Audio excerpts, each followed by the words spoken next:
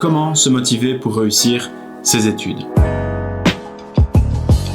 Depuis 2017, je suis coach scolaire et à ce jour, je n'ai jamais eu aucun étudiant qui m'a dit qu'il ne voulait pas réussir ses études.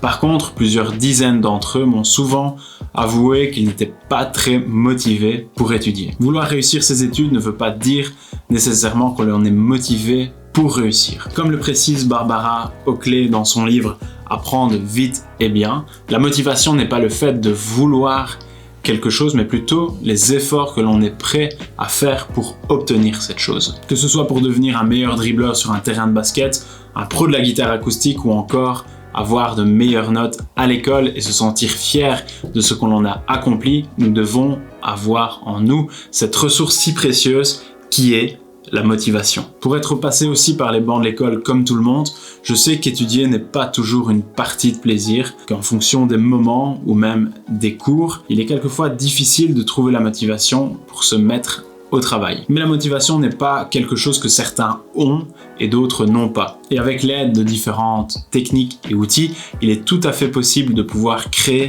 cette motivation, de la renforcer petit à petit. Et dans cette vidéo, je vais vous partager 5 conseils qui vous aideront à développer ou à retrouver votre motivation. Petit disclaimer juste avant de débuter, personne n'a jamais obtenu de résultats en restant en mode passif et spectateur de sa vie. Si je lis un livre et qu'il est très intéressant mais que je n'applique rien de ce livre, ce moment de lecture aurait été un agréable moment de détente pour moi, mais rien de plus. Pour obtenir des résultats et devenir un meilleur apprenant, rien de tel que de tester les conseils, les outils et les méthodes. Alors je ne dis pas que tout marche pour tout le monde, et d'ailleurs, vous le voyez bien, je n'ai pas de baguette magique, mais sans essayer de mettre en pratique ce que vous apprenez, et même aussi sur YouTube, il serait impossible de savoir si cela va vous aider ou non. Je sais qu'il est très compliqué de pouvoir changer ses habitudes ou même d'en développer des nouvelles. On aime bien rester dans sa zone de confort, il est très dur de pouvoir en sortir, mais croyez-moi bien, le jeu en vaut peut-être la chandelle. Et pour aller encore un niveau plus loin, restez bien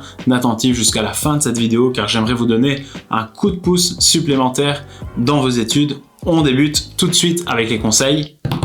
C'est parti! Lorsque la motivation est absente, il est assez difficile de ne pas se poser de questions et souvent on se donne des bonnes raisons de remettre le travail à plus tard. Vous l'avez déjà entendu, c'est ce qu'on appelle la procrastination. Le petit truc que j'aimerais vous partager est extrait du livre de Mel Robbins et c'est la stratégie des 5 secondes et ça va vous permettre de vous mettre au boulot plus rapidement mais aussi d'éviter toute forme de procrastination. Lorsque vous avez une tâche à faire pour l'école et que vous dites « Ok, c'est le moment, c'est maintenant, je vais la faire », vous n'avez en réalité que 5 secondes avant que votre cerveau commence à vous donner des bonnes raisons de ne pas le faire. C'est assez humain et comme je vous le disais, il y a 1 minute, l'homme aime bien rester dans sa zone de confort. À partir du moment où vous voulez travailler, l'auteur Mel Robbins suggère de faire un décompte mental de 5 à 0 et ainsi de ne pas donner le temps nécessaire au cerveau de commencer à trouver des excuses ou une raison de faire autre chose. Dès que vous vous décidez à travailler, vous pouvez décompter 5, 4, 3, 2, 1, 0, puis go, vous vous mettez au travail. Souvent, on attend que les récompenses viennent d'autres personnes et nous n'avons pas vraiment pour habitude de nous récompenser. Mais pourtant, la récompense participe vraiment au fait de pouvoir s'accrocher et en particulier lorsque vous avez terminé des tâches difficiles ou ennuyeuses. Vous pouvez donc vous récompenser non pas pour le résultat et donc les notes que vous allez obtenir, mais bien pour l'effort et le processus par lequel vous êtes passé pour obtenir ce résultat. Et par récompense, je ne parle pas forcément de matériel ou de carottes, mais bien de choses qui vous font plaisir et que vous n'avez pas l'occasion de faire tous les jours. Ça peut être par exemple regarder une bonne série sur Netflix, aller vous balader avec des amis ou encore faire une sortie ciné ce week-end. Je conseille souvent aux étudiants en coaching scolaire de prendre un petit bocal vide dans lequel vous allez écrire une tâche sur un bout de papier ou un post-it et la mettre à l'intérieur de ce bocal une fois que cette tâche est réalisée. Mais avant de mettre votre première tâche à l'intérieur de ce bocal, vous pouvez déterminer un objectif.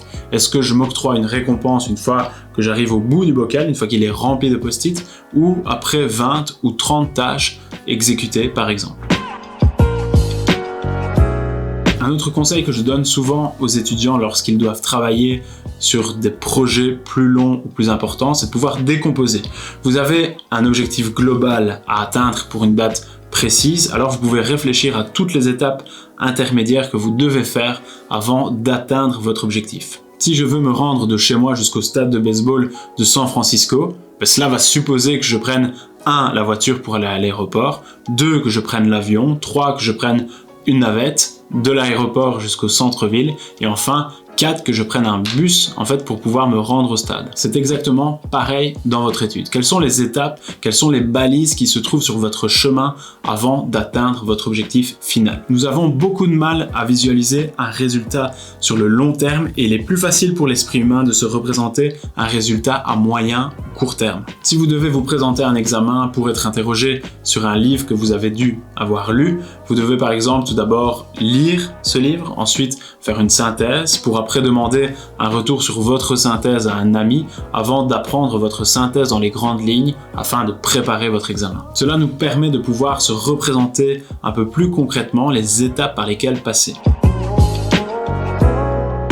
Nous avons tous une tendance naturelle à consommer la totalité du temps imparti, presque, pour réaliser une tâche, qu'elle soit scolaire ou non d'ailleurs. On appelle ça la loi de Parkinson. Revenons quelques instants sur l'exemple du livre à lire.